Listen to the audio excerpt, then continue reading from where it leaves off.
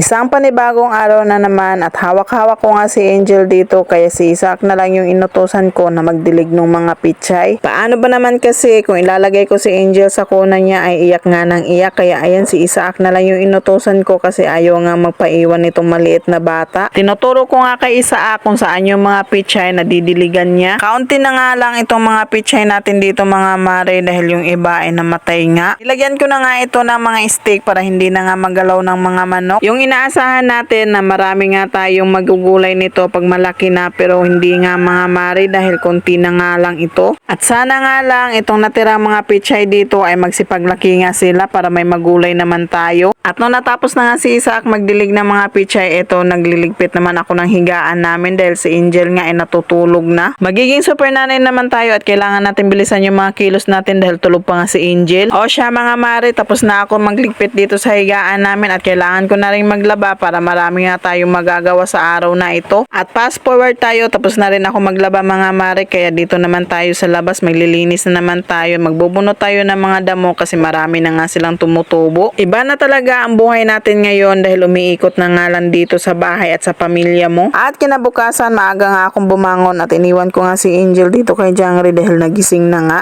Pinapahawakan ko nga si Angel sa kanya dahil sobrang likot na nga nito at baka mahulog pa nga dito sa higaan namin pero tingnan nyo naman kung ano yung ginawa niya. Binalik lang naman niya yung bata sa pwesto niya.